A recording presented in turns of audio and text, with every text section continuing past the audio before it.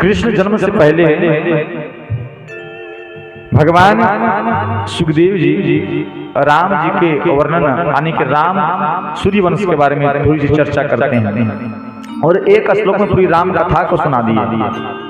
जब कृष्ण वंश का बारी आया तो वह भी संक्षिप्त में ही कहकर के आगे बढ़ना चाहे, वैसे ही परीक्षित रोक दिए, महाराज क्षमा करें, आपने सभी का वंश विस्तार की कथा बहुत लंबी चौड़ी बताई, लेकिन हमारे ठाकुर जी की कथा की बारी आई तो आपने छोटा कर दिया, इस कथा को थोड़ा विस्तार कीजिए। कहते हैं कि आखिर तुम इस कथा को सुनने क्यों चाहते हो? बोले ठाकुर जी की महिमा अपरंपार है, मैंने भी माता के गर्भ में ही उसे देख लिया था, इसलिए उसकी कथा सुनने को लालाई थी। और यहाँ से चंद्रवंश का कथा प्रारंभ होती है। हम सब नवम स्कंद में प्रवेश कर रहे हैं। प्रेम से बाल कृष्ण भगवान की जय, राधा रमण भगवान की जय। कहते हैं जब संसार का सृष्टि हो रहा था तो नारायण के नाभि कमल से ब्रह्मा जी का सृष्टि हुआ और ब्रह्मा जी से अत्रि मुनि का और अत्रि से चंद्रमा और यही चंद्रमा से चंद्रवंश का प्रारंभ हुआ। तो कहते हैं एक राज्य है जिसका नाम है मथुरा और मथुरा में राजा है जिनका नाम है सूर्य। महाराज कहते हैं कि यह बहुत बड़ी पराक्रमी राजा थे और धर्म को जानने वाले थे। अपनी राज सिंहासन पर जब तक रहे कभी किसी के साथ अन्याय नहीं किए, कभी किसी का बुरा नहीं। लेकिन उनका बेटा था जिनका नाम था कंस।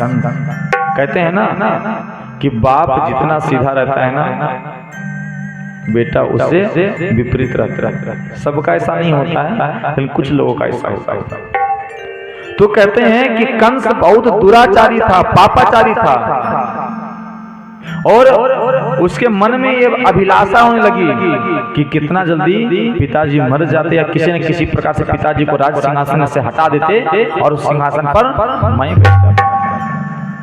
महाराज कहते हैं कि जब कोई विचार जब मन में आने लगता है ना तो सुविचार को वहां पे प्रवेश नहीं करने देता है, सिर्फ कुविचार ही कुविचार आता है।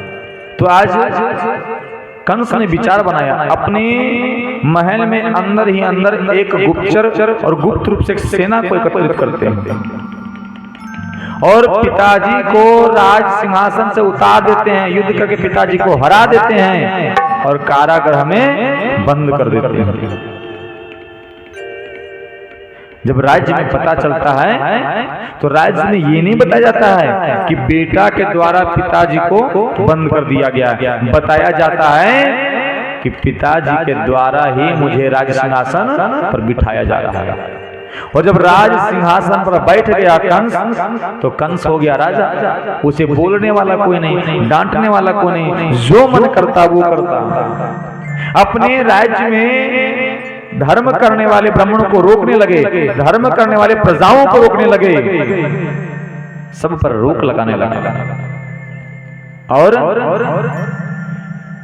एक दिन उसे लगा कि मैं इतना पाप कर रहा हूं, अधर्म कर रहा हूं, कुकर्म कर रहा हूं, कहीं हमारी राज्य की जो प्रजा है वह हमारे प्रति विरोध नहीं करने लगे। तो क्या करा जाए? बोले कुछ बढ़िया काम करना चाहिए। क्या करना चाहिए? बोले उनके चाचा हैं देवक, तो देवक की बेटी हैं देवकी। तो देवकी जब विवाह योग्य हो गए तो कंस सोचा कि एक ही बहन से बहुत प्रेम करते थे, तो वह अपनी बहन का विवाह वसुदेव जी से करा। जब वसुदेव जी बारात लेकर के आए, विवाह आदि हो गया, तो कंस दिखावा के लिए अपने आंखों से आंसू को गिराने लगा। कि मैं बहुत प्रेम करता हूँ, मैं जितना कठोर हूँ बाहर से, अंदर से मैं उतना कठोर नहीं हूँ, हमारा हृदय भी निर्मल है। अब होता है हमारा ऐसा कि जब विदाई का समय आता है तो कंस कहता है कि मैं अपनी बहन का विदाई खुद रथ में बिठा करके और रथ को मैं लेकर के जाऊंगा, अर्थात सारथी मैं बनूंगा। महाराज कहते हैं कि जब आगे बढ़ते गए अपने अपने बहन से बहुत प्रेम कर भरी बातें कर रहे हैं, आंसू बहा रहे हैं, तभी एक आकाशवाणी होती है, कह रहे मूर्ख कंस, जिस बहन को तुम लेकर के जा रहे हो ना, इसका 8वां लाल तुम्हारा काल होगा, 8वां गर्भ तुम्हारी मृत्यु का कारण बनेगा। और जैसे ही इतना सुना कंस अपने तलवार को निकालता है और जिस बहन को विदाई कर रहा था, बहन के विदाई में रो रहा था, उसी बहन को मारने के लिए तैयार हो गया। वसुदेव जी तुरंत पैर को पकड़ लेते, महाराज इसे क्षमा। अरे ये भी नवविवाहिता कन्या है, अभी भी इनका विवाह हुआ है और दूसरे में आपकी प्रिय बहन भी है, और आप जैसे महाराजा को एक स्त्री पर प्रहार करना शोभनीय नहीं होता। आपके पराक्रम, आपके यश कहीं न कहीं नीचे हो जाएगा। बोले अभी तुमने सुना नहीं कि इस देव की, जिसे मैं अपने प्राण से भी ज्यादा प्रेम करता हूँ, चाहता हूँ, लेकिन इसका 8वां गर्भ ही मेरी मृत्यु का कारण बनेगा। वसुदेव जी कहते हैं कि आप चिंता न करें, यदि आपको इसके 8वां गर्भ से चिंता हो रही है तो 8वां गर्भ जो भी हो मैं ला करके स्वयं आपको दे दूंगा। कंस बोला नहीं, मुझे विश्वास नहीं है। बोले तो फिर क्या कर? बोले एक ही शर्त पर मैं आप दोनों को छोड़ सकता हूं। बोले क्या? बोले जब तक इसका 8वां गर्भ नहीं हो जाए तब तक आप दोनों हमारे बंदी गृह में रहोगे। स्वीकार किया वसुदेव जी। वसुदेव जी और मैया देवकी दोनों को कारागृह में बंद कर दिया जाता है। और समय जब बीतता है तो उनके गर्भ से पहला संतान जन्म लेता है। उस बालक के रोने की आवाज कंस तक पहुंचती है और कंस जैसे ही आता है तो वसुदेव जी स्वयं उस बालक को लेकर के कंस के हाथों में दे देते हैं। लेकिन कंस का मति वहां पे थोड़ा सा काम किया, सोचा कि 8वां गर्भ हमारी मृत्यु का कारण बनेगा। ये तो पहला है, थोड़ी देर और कथा श्रवण कर लीजिए, उसके बाद विश्राम हो जाएगी। तो कहते हैं कि जब पहले संतान को दे दिए कंस के हाथों में तो कंस सोचा, देखिए कभी कभी हमारा मति ना सही काम करता, लेकिन कुमति इतना भर जाता है ना कि सुमति को प्रवेश नहीं होने देता है। कंस कहता है कि ये पहला बालक है, इससे मुझे कष्ट नहीं है, वो छोड़ देता है। अरे बहन तुम ले लो, 8वां गर्भ से कष्ट है। तब तक कंस अपने महल में आता है, अपने कमरे में आता है। नारद जी सोचने लगते हैं कि ये तो पहला बालक को छोड़ दिया, जब तक ये पाप करेगा नहीं तो इसका पाप का घड़ा भरेगा कैसे, और जब तक फिर पाप का घड़ा भरेगा नहीं तो ठाकुर जी का अवतार कैसे होगा? अवतार भी तो ना है। होता क्या है कि पहले गर्भ का जो बालक मिलता है छोड़ देते हैं, और तब तो नारद जी आते हैं, कहते हैं अरे कंस तुमने क्या किया? अरे वो छलिया है, वो 8वां कह करके पहला में आ जाएगा। बोले मतलब, बोले कमल का फूल है, इसमें 8वीं पंखुड़ी कौन है, गिनो। तो यहाँ से गिनते हैं तो 1 2 3 4 5 6 7 8। बोले ये हुआ। बोले हाँ। बोले अब यहाँ से गिनो। बोले 1 2 3 4 5 6 7 8। बोले 8वां कोई भी हो सकता है। उसकी मति को बदल दिए नारद जी।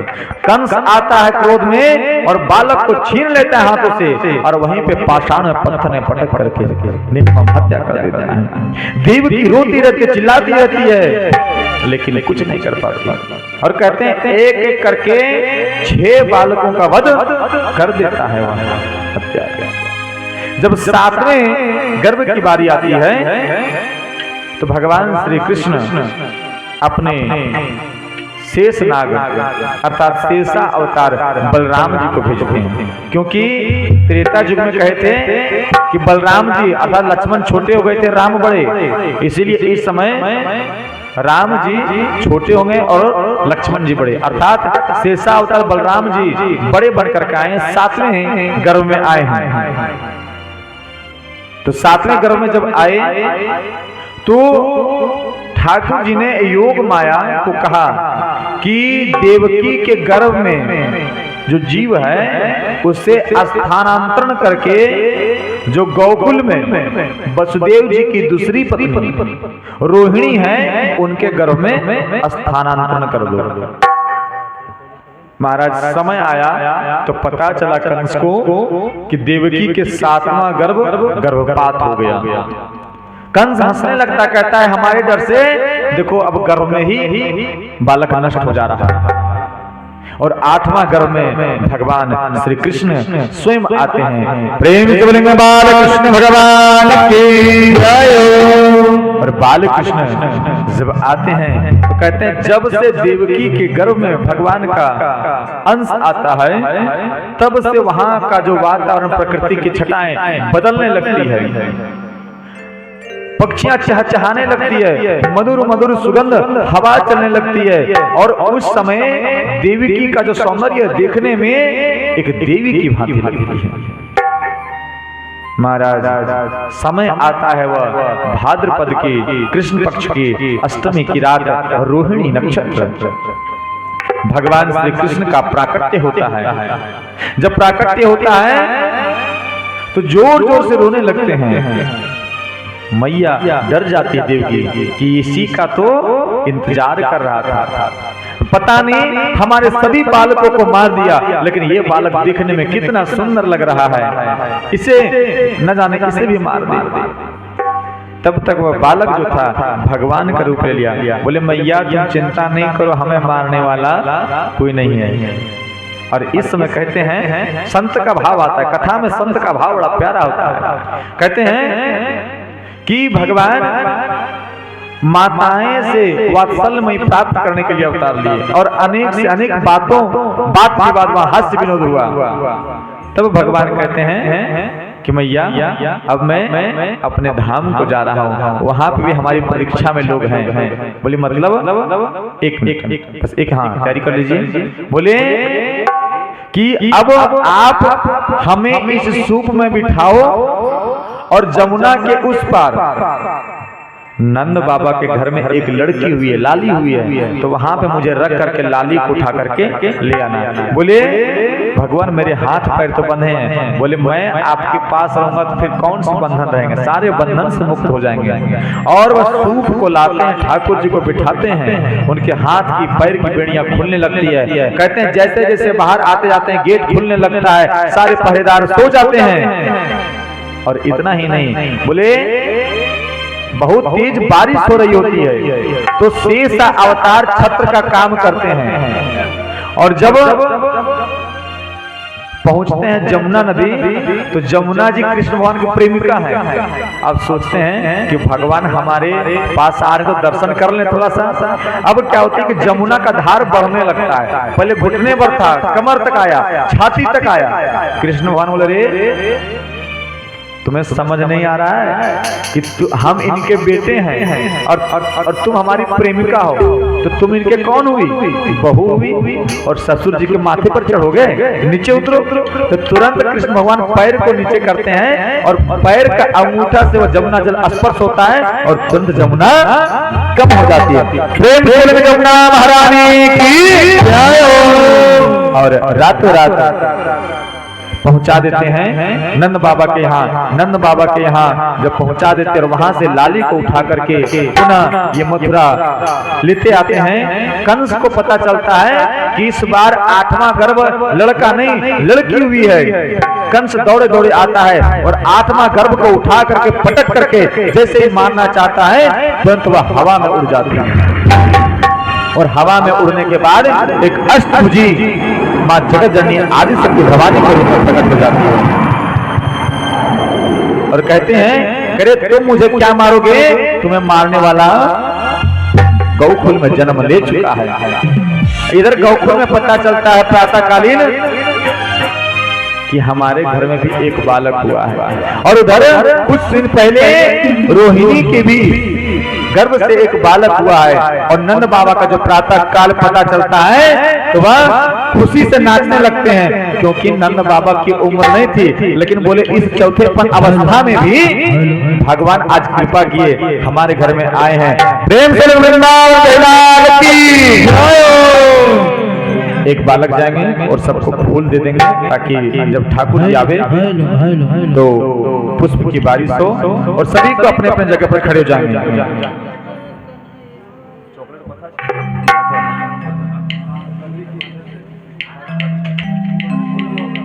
प्रेम से वृंदावन के लाल की जय जय हो।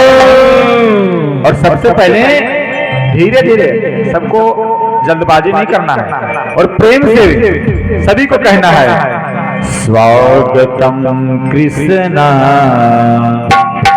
सुस्वागतम कृष्णा। सभी को बड़े प्रेम से स्वागतम कृष्णा सुस्वागतम कृष्णा स्वागतम कृष्णा सुस्वागतम कृष्णा। स्वागतम स्वागतम शरणागतम कृष्णा स्वागतम स्वागतम शरणागतम कृष्णा स्वागतम कृष्णा स्वागतम कृष्णा स्वागतम कृष्णा स्वागतम कृष्णा स्वागतम स्वागतम शरणागतम कृष्णा स्वागतम स्वागतम शरणागतम कृष्णा स्वागतम कृष्णा स्वागतम कृष्णा स्वागतम कृष्णा स्वागतम कृष्णा। लेकिन आप लोग सभी को स्वागत कर लिए, अब मोबाइल को सबको रख दीजिए, मोबाइल को अंदर रखिए। हाँ, और थोड़ा सा मीठी मीठी ताली बजाते हुए झूमते हुए कहना है क्या कि नंद घर आनंद भयो जय कन्हैया लाल के। नंद घर का माल हो जय कन्हैया लाल की। लगता है कन्हैया आए तो आप लोग नाराज हो गए क्या कि कन्हैया और किन्हीं को लेना है क्या? अरे धन्य हैं ऐसे श्रीमान जी जिनके मस्तक पर कन्हैया स्वयं विराजमान है। वसुदेव बोलेंगे राधे राधे राधे राधे बाल कृष्ण भगवान की जय हो।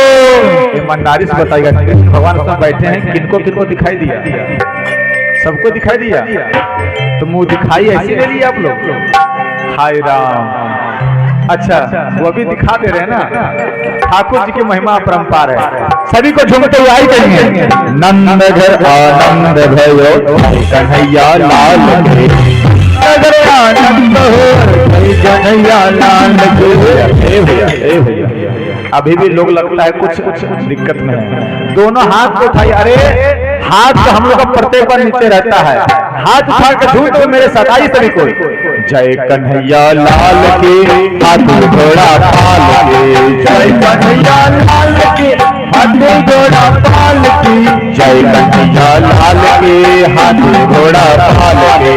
जय कन्हैया लाल घोड़ा पाल के, जय कन्हैया लाल के हाथे घोड़ा पाल के, जय कन्हैया लाल के हाथे घोड़ा पाल के, जय कन्हैया लाल के हाथे घोड़ा पाल के। आनंद घर आनंद भयो जय कन्हैया लाल के, नंद गया नंद भयो जय कन्हैया लाल के। आप एक बार चारों तरफ से घूम जाए ताकि सबों को दर्शन हो जाए। और देखिए आप लोग वहीं खड़ा रहिए, दर्शन होगा सभी को, बोलेंगे राधे राधे राधे राधे। और कहना क्या है कि सारे मोहल्ले में हल्ला हो गया, सारे मोहल्ले में हल्ला हो गया, घर में यशोदा के लल्ला हो गया, सारे मोहल्ले में हल्ला हो गया, घर में यशोदा के लल्ला हो गया, सारे मोहल्ले में हल्ला हो गया, यशोदा का लल्ला हो गया। हाँ लल्ला हो गया जी, लल्ला हो गया है, लल्ला हो गया जी, लल्ला हो गया है, लल्ला हो गया जी, लल्ला हो गया है, लल्ला हो गया जी, लल्ला हो गया है।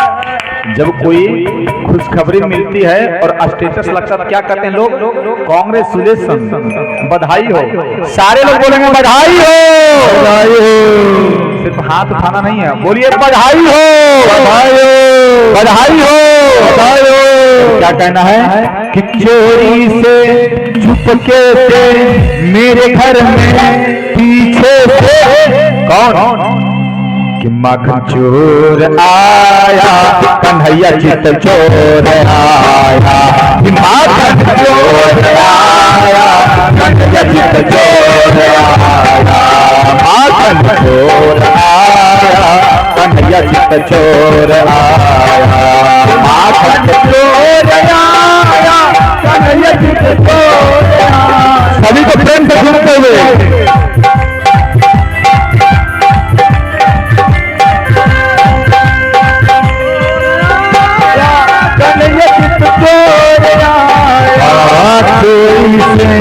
चुपके से मेरे घर के पीछे से चित चोर आया, कन्हैया माखन चोर आया, चित चोर आया, कन्हैया माखन चोर आया।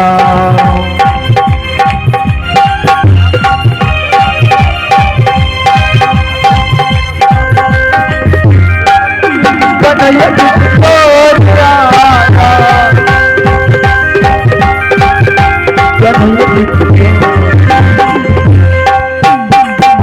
लेकिन अभी भी आनंद नहीं आ रहा है, अभी भी आनंद नहीं है, इसलिए सारे लोग सुनते हुए कन्हैया चोर आया, कन्हैया चोर आया, कन्हैया चोर आया, कन्हैया चोर आया।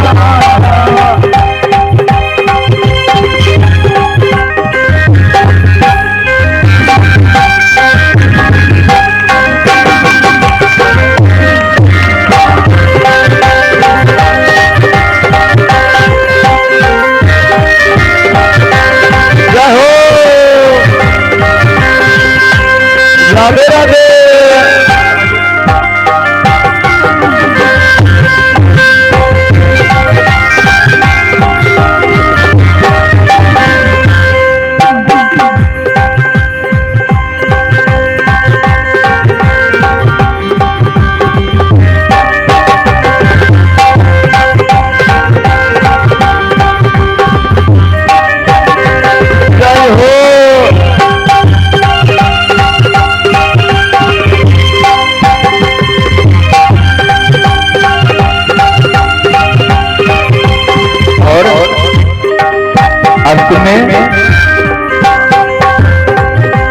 ऐसे आनंद नहीं आ रहा।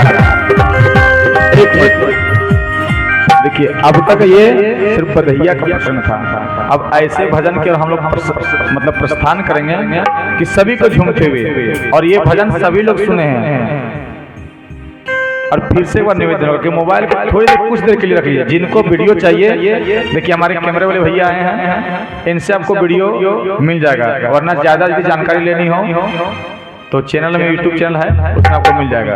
इसलिए सभी को झूमते हुए कहना है क्या कि रंगीन गुब्बारों से मंडप सजाया है, मिश्री मावे का एक केक मंगाया है और इसको चखेगा श्याम तो और आप लोग क्या कहते हैं इसके बाद? क्या बात है। आइए सभी को प्रेम से झूमते हुए रंगीन गुब्बारों से मंडप सजाया है, मिश्री मावे का एक केक मंगाया है, इसको चखेगा श्याम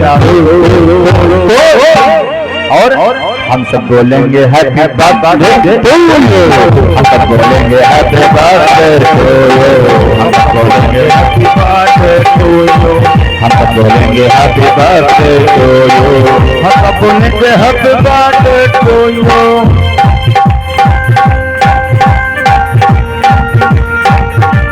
अभी भी एक मिनट भैया, लगता है कृष्ण भगवान से अभी भी आप लोग दुश्मनी ले रखे हैं। किनके बालक हैं? अच्छा, लेके चले जाएंगे हम, क्योंकि हमारी गोदी में आगे कितना शांत रह रहा है। पता है यहाँ पे गोदी में आगे क्यों शांत है?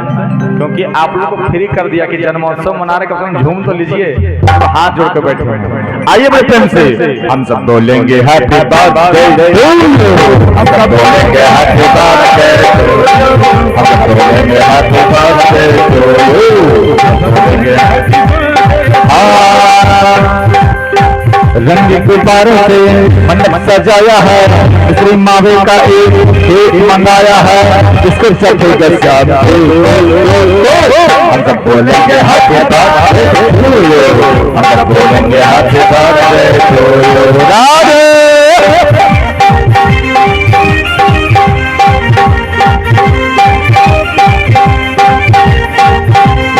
श्री राधे।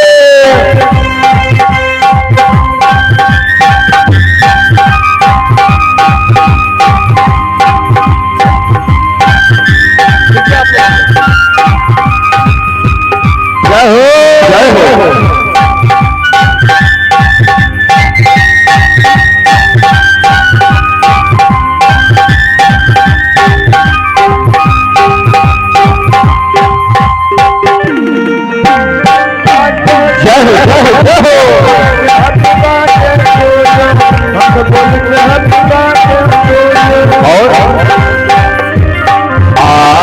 एक बरस पूरा हुआ इंतजार का, आया है जन्मदिन मदन मुरार का, एक बरस हुआ इंतजार का, आया है जन्मदिन मदन मुरार, एक बरस पूरा हुआ इंतजार का, आया है जन्मदिन मदन मुरार का, एक बरस पूरा हुआ इंतजार का, आया है जन्मदिन मदन मुरार।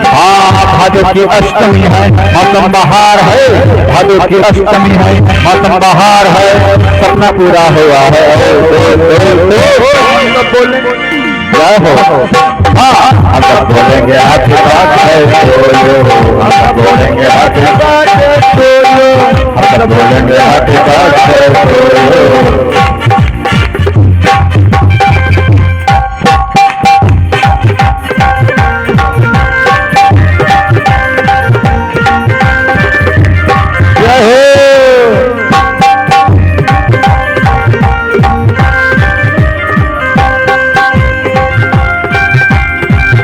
जय श्री राधे।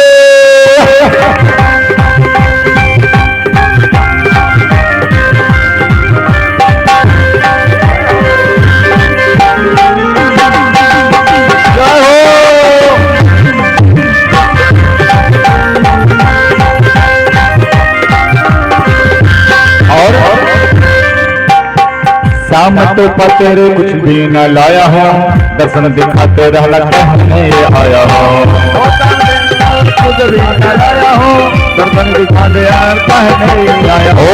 शाम तो था भी कुछ भी न लाया हो, दर्शन दिखाते रहना कहने आया हो।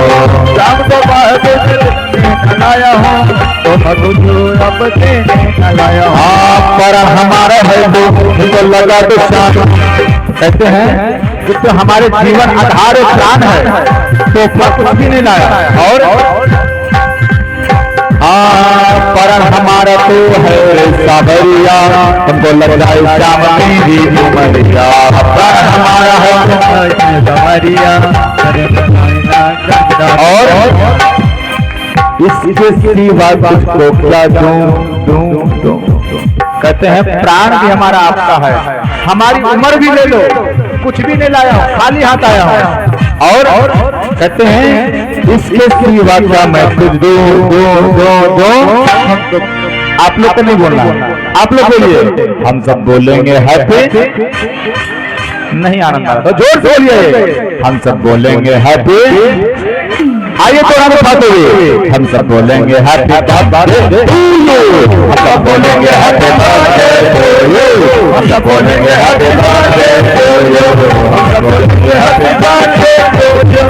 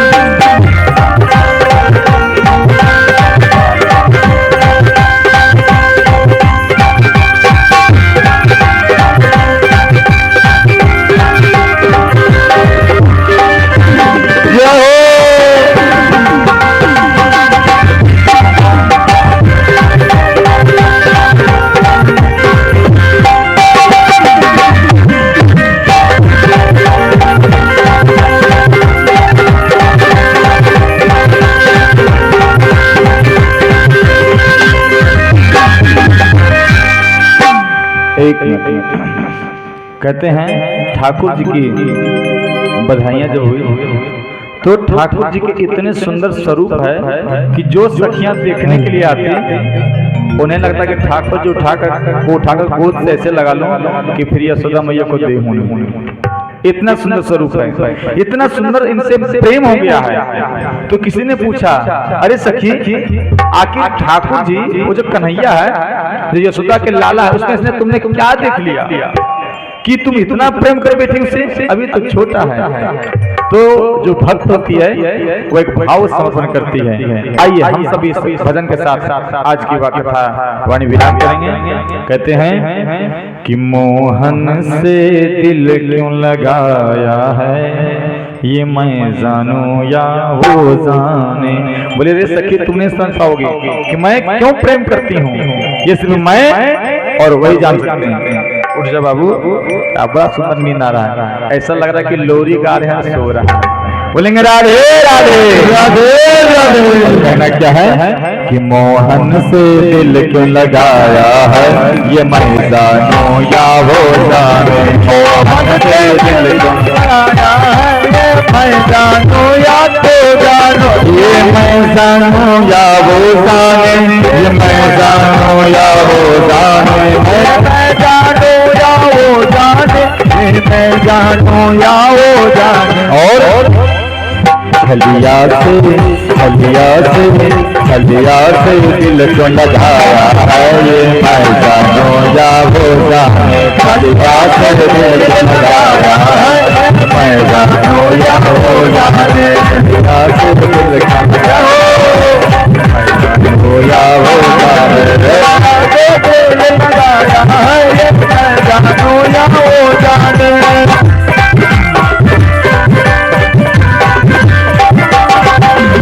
राधे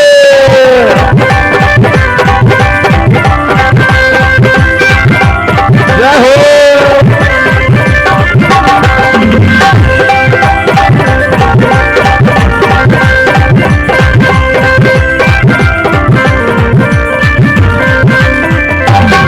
हर बात निराली है उसकी, हर बात में है उसके उसकी हर बात निराली है उसका। हर बात निराली है उसकी, हर बात में है उसके भापन। हर बात निराली है उसकी, है उसकी। और कहते हैं उस टेढ़े पे दिल क्यों आया है ये मैं जानूं या होता है। उस टेढ़े पे दिल क्यों आया है ये मैं जानूं या होता है। जितना तुझे दिल ने याद किया उतना जग ने बदनाम किया। प्यार किया उतना मुझे बदनाम किया। जितना तुझे दिल ने याद किया उतना जग ने बदनाम किया। दिन में याद किया उतना बदनाम का बदनाम का बदनाम का फल पाया है मैं जानूं या होता है।